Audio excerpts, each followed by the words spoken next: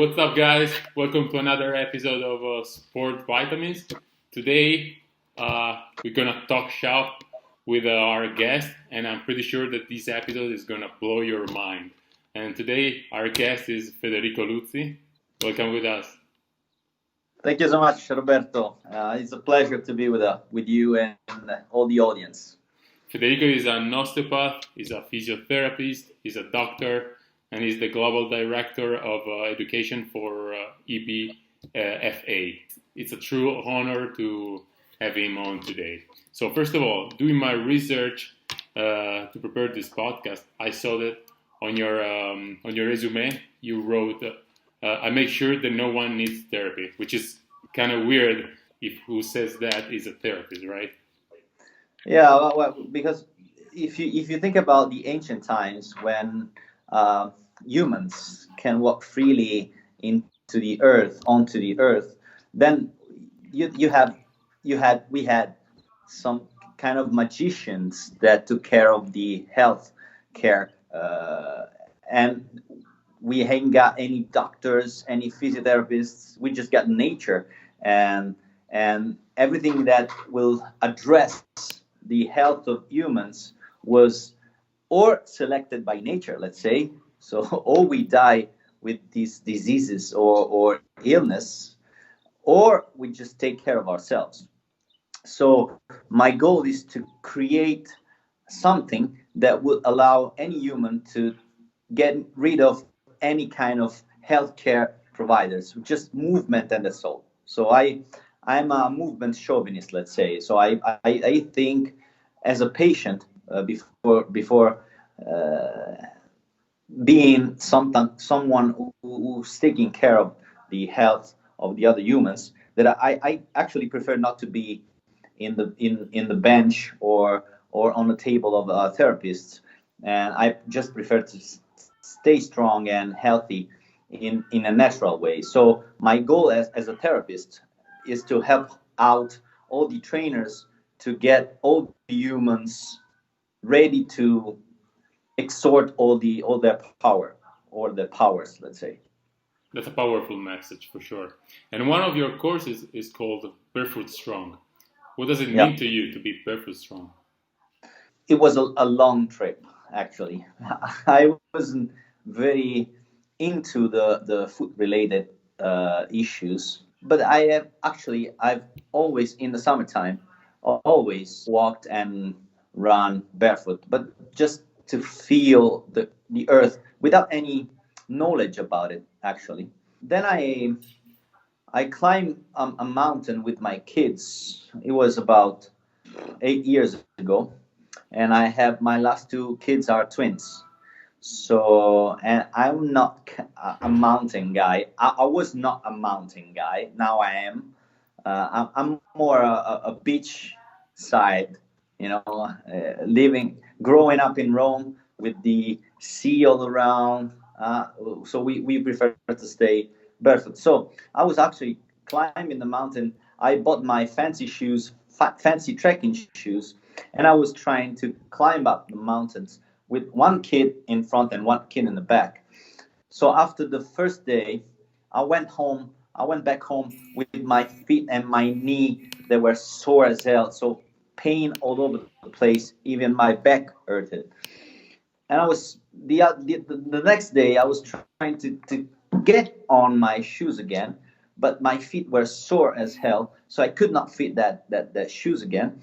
So I started to walk without shoes, and I climbed the was not a climb, it was a trekking route, of course. And at the end of the day, without any shoes, I felt perfectly light, let's say, with no pain at all, no sore back, no sore knee. I was trying to wonder why. So for this first week, I wasn't wearing any shoes at all for the next tracks. And then suddenly I met Emily. So trying to look for an explanation why I had such an amazing experience. And I bumped into Emily, that was the head of the EBFA, that stands for Evidence Based Fitness Academy. So an academy, a group of researchers that took out everything that wasn't already discovered, let's say. And the academy is very full of amazing humans, amazing professionals. And meeting her was kind of an explosive experience because she's a volcano. She's full of knowledge. She drove directly from CSI to podiatry. So she is something that you should know in your lifetime, because she's one of a kind, like Stuart McGill, like Brett Jones, like Fabio Zonin, like some, you name it. So if you've met some of the top, she's one of them. And suddenly I have now the knowledge to explain why I felt so good without shoes. But suddenly my realization is that we live in a society, a short society, so a society with shoes on. And I train athletes that have to wear shoes on. So soccer players, basketball players, volleyball players. So my guess now was, how can I help those type of clients, those type of people that cannot perform without shoes? And in the barefoot training course, there's an explanation with all these topics as well. So from that point on was a blast, was a discovery each time I learn something new, or each time I teach something. That, in order to learn something, you have to teach it. So you are complete in dominating that new knowledge. So I started to teach for her, because I was teaching neurophysiology at the university, but suddenly this is, of course, my major concern. So neurophysiology is my topic, but we know that now that the foot is very connected to the brain. So actually my light was from the brain to the feet, and now from the brain to everything that is connected to it. So everything. that was my journey. But nowadays we see always more often athletes and basketball players or soccer players lifting weight barefoot. Do you think it's something that every athlete should do, or it's not beneficial for everybody? It's not beneficial for everybody, unfortunately, because if you have wore shoes all life long, then suddenly something has already happened to your feet. Something is reversible, but something is not. So we have to figure out what has already changed in your biomechanics, in your physiology, that is changeable, and what is not reversible anymore. So especially for the basketball player, I know you are more focused on the basketball. Especially for a basketball player, the Achilles tendon is completely diverse from the other athletes, because it has to be a spring in order to explode rapidly from the ground when you do a penetration or something. So when you bump, when you jump, you have to be as quick as possible. So for that kind of athletes, we cannot apply what we know for runners or walkers or for general population, let's say.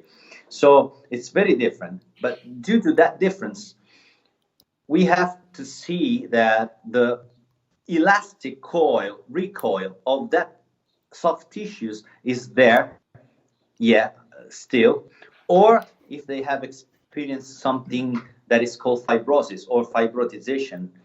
That is why if you can imagine an Achilles tendon that is very tight because it has to be very powerful, then you have to have some kind of heel toe drop to preserve the structure from too much stress, too much strain, too much stress on it.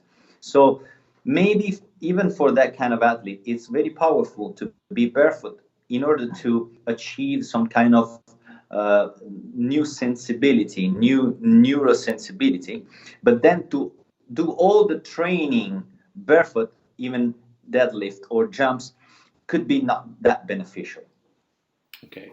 So in order to preserve the structures of the foot and all the body itself.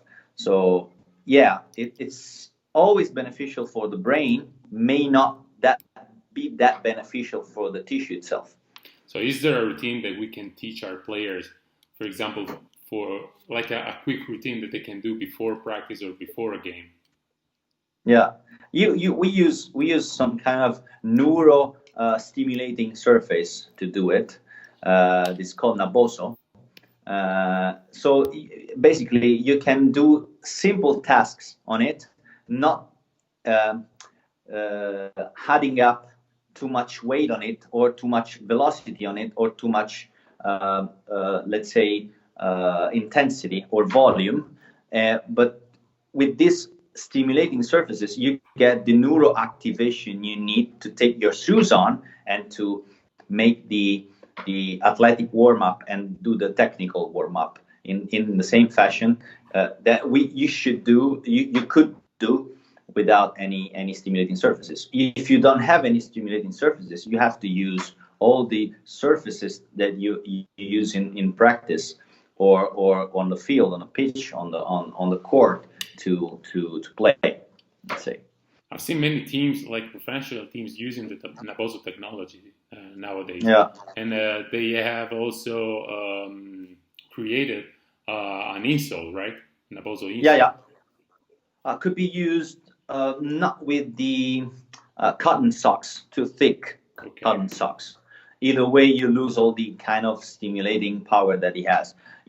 So you can use it with kind of ghost socks or something that is not too thick.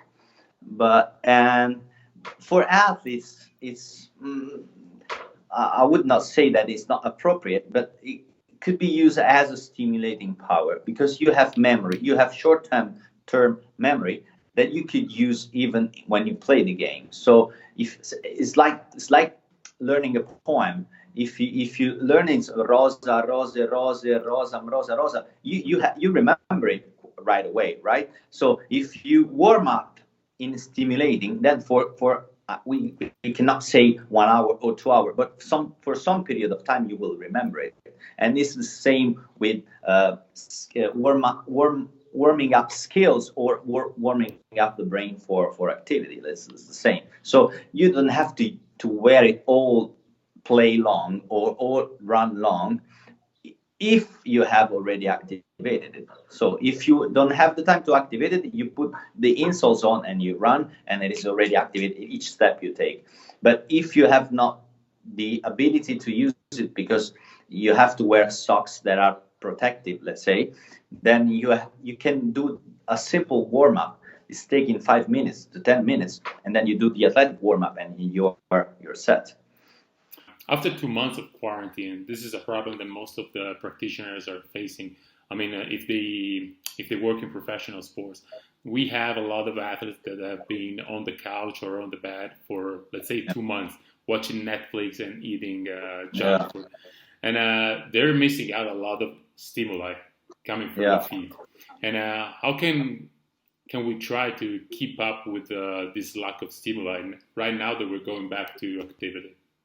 But this is not a major problem, I guess, because the major problem is not the stimulation, because each time you take the stimulations on, the brain is very quick. So nervous system is quick. Nervous system can learn things very, very, very rapidly, because if you do something and then you will repeat it, then the next day you got it. The major concern right now for situational sports or for games like basketball play is the tissues. So tissues are the major concern. So if you in 3 weeks you lose most of your power, and we know it. In 2 months you lose all the elastic recoil that we were talking about. So and all the fascia that are surrounding the muscle are not that dense. For the first month, it was a blessing because athletes are too stressed out. But the second month was my concern to try to mimic that kind of stimulation that they get into the play. So one leg jumping, single leg jump, single leg hopping, in order to keep on stimulating that tissue to not adapt to the couch. So if they didn't do it, now we have to spend quite a few weeks to get it back. At least 3 weeks just to get something back before pushing the pedal to the metal. So that's what will make the difference now. It's not the technical part of the game, is how wise the athletes were and how wise the coaches are now. It's not to do too fast, too much. Now it's like after the summer. It's just like after the summer, even worse, because in the summer they run, they do something. So now it's the first time on history that something has happened like that. So the wise guys, not the wise guys, not the mafia guys, but the wise guys, the real. Now we're gonna see a difference among professionals. We're gonna see the top ones that are seeing the future, seeking for the future in the right way. They're gonna make a difference. Because now, since we don't have any kind of data to look around, now you just have to wonder. And if you have enough knowledge to wonder and to see for the future, then you can make a difference. I have already seen too much in the reports, too much muscle injury right now, too much overtraining right now, because people want to go faster, because they think that I'm on the pitch now, I'm on the field, I'm on the court, and I just want to feel as good as I was, but it's not the right time. So you have to pace slow. Yeah, as you said, nobody knows how to manage the situation because nobody is an expert right now. This thing never happened before. And I think it's more similar to when you come back from an injury than after the off season. Because you come out of inactivity, like you're not doing anything right now. And also we have to keep in mind that like training muscles is faster than training, for example, fascia or tendons and all those other structures. So this is definitely a challenge that we're facing, and it's gonna be fun. Let's say fun. If we need, in professional sports, we cannot rely too much on science because it's too long. But if we could think about just science, you just have to spend 6 to 8 months to get the situation back, because these are biological times. So you cannot shorten up biology. So if you broke a bone, you have to wait at least 1 month. There is no way to do it faster. So in that situation, if an athlete was good enough to stay on top of, not condition, of course, but let's say mental activation, focusing on the profession, then you could have a very easy time. If they were couch potato, just watching Netflix, then the right way to do it is train them, not just in the gym, but even in the court, but for some months, not weeks, to clear out all the risk of injury. So which tests would you recommend to a strength coach right now? You do whatever you do after the injury, as you said. So FMS, SFMA, and then you do all the kind of assessment, dry assessment, let's say. So the one that was without speed, without power, without anything, just to see if the machine is good enough now. So mobility testing, stability testing, and then if those tests are good, then you add speed and power and see if something has changed. Because say you have an athlete that has preserved their biomechanics, but their biomechanics was adapted to the life that they have done for 2 months. So you have to see what they do in landing, jumping, in deadlifting, in changing directions. If something is good enough, then you add each day something more. If not, we have to be wise enough to slow things down and to talk to the coaches that this athlete is at risk. So we may have to slow him a little bit down in order to achieve the maximal performance in quite slower time than the others. Yeah. You do it all the time. You just do it all the time in season. It's like someone who's having injury over injury, and then you have to be with the lens and see very subtle details to prevent another injury. This is the time that we are facing. So this is ours. This is not the coaches. This is the strength coach. This is the time to make the science into the game. I think it's going to be a powerful time. It's going to be an amazing time. I'm not afraid of it. I'm excited by it. True. And okay, let's talk about another very interesting topic for basketball strength coaches: shoes. We talked about barefoot training. Now let's talk about shoes. What do you think about high top shoes or low top shoes? Because there is like a conflict in basketball.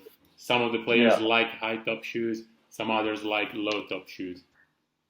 I mean, I would leave the question out of the player, because explain to them that if you preserve too much motion on the ankle, you have to move more the knee and the hips, of course.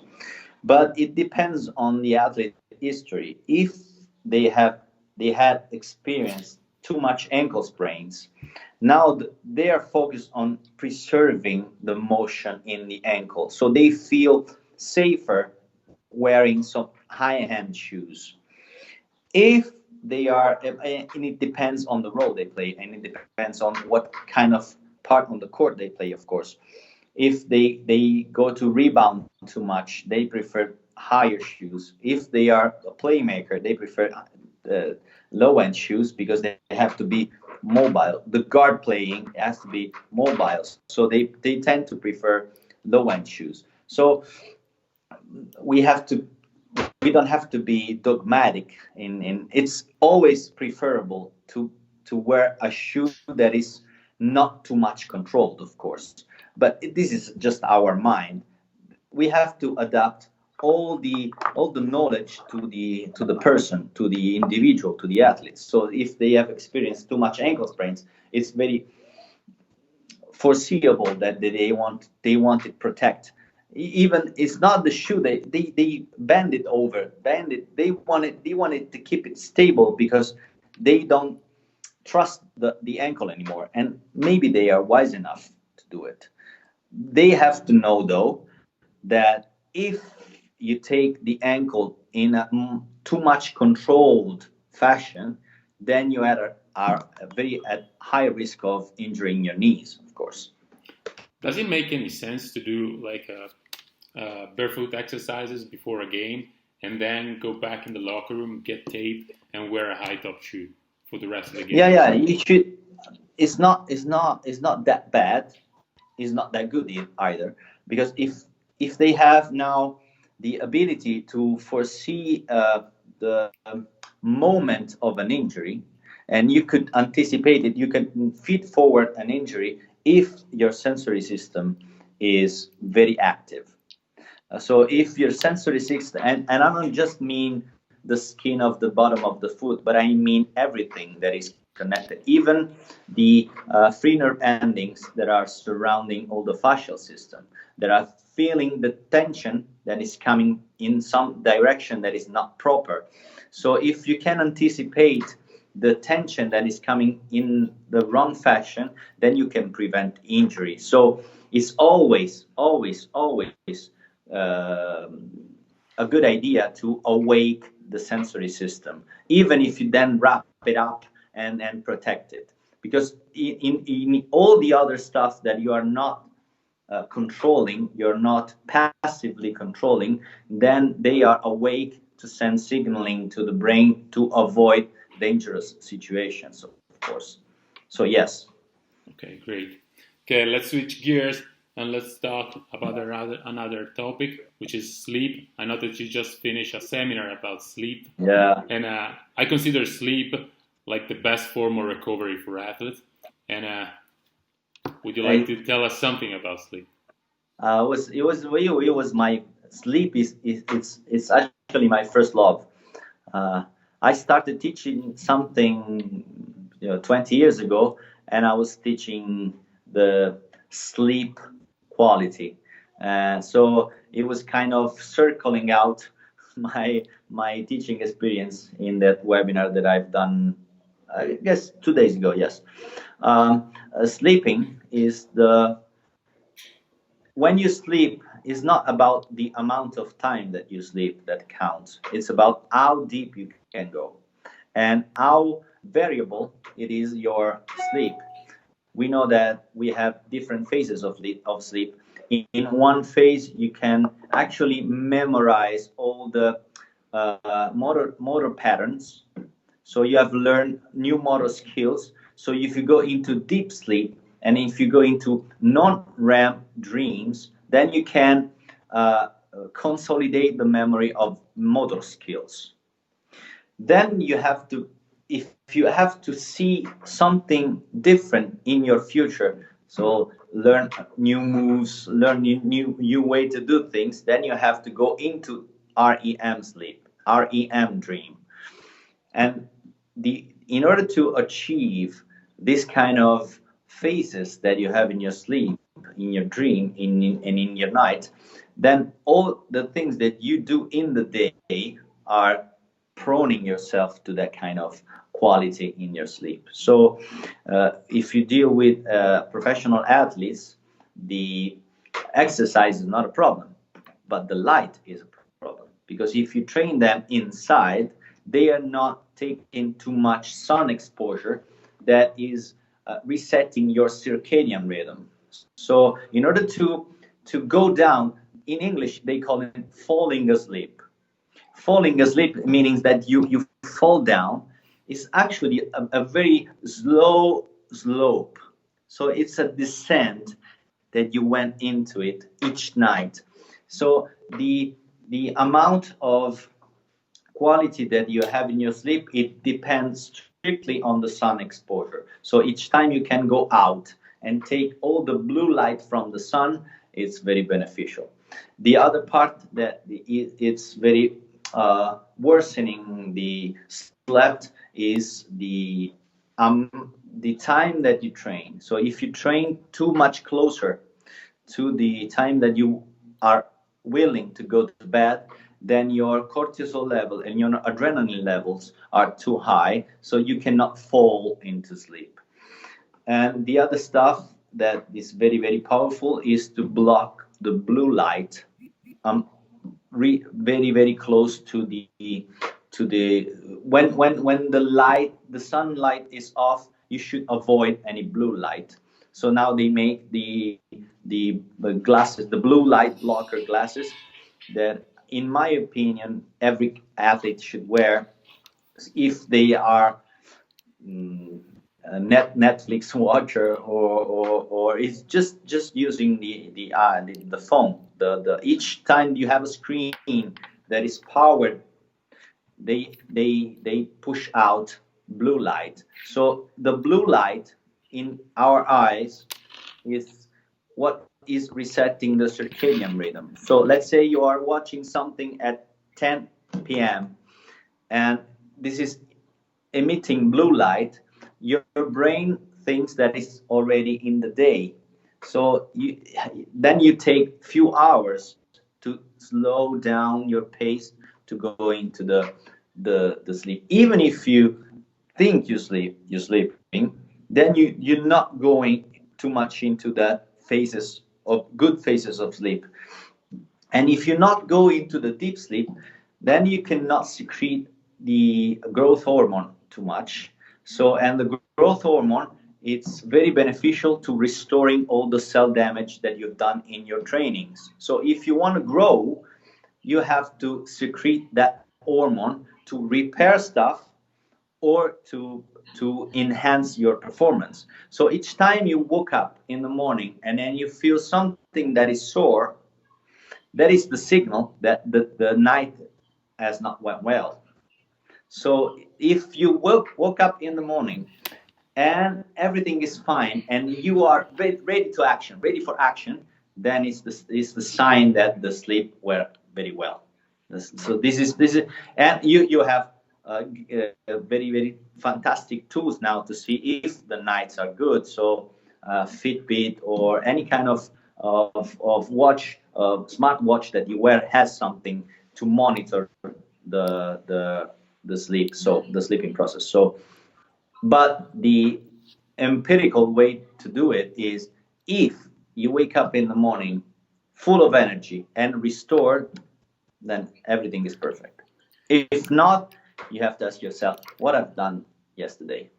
And now most of the strength coaches have unique problems with sleep because most of the time we have a game at 9, then finishes at 11, and then we have to take either a bus or a flight, let's say at 1 a.m., and maybe travel through 4 time zones, and then land and go to sleep. And how can a practitioner keep up with sleeping, facing all these kind of problems? And make sure that the quality of sleep of these athletes are, I don't want to say perfect, but good enough in order to recover well.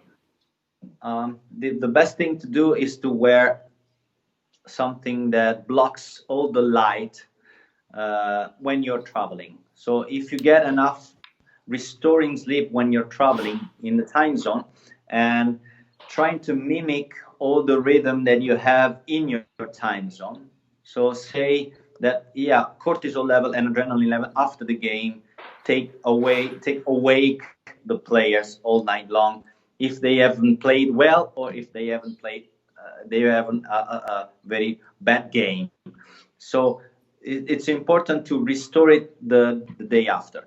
So the day after, most of the best coaches do something that is called recovery training. And for recovery training, it's meaning lymphatic pump, something that is not too deep enough, but not too light enough to restore all the fluids in the body and to keep the machine going and to enhance the level of adenosine in the body. So exercise it, not to just stay on the couch, but exercise it enough to have a very good sleep the night after the game.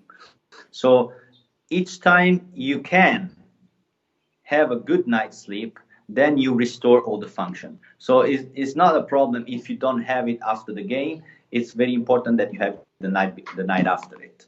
So that's how shift workers don't die of sleep deprivation. So say you have doctors to work all night long, then they have 2 full days of recovery.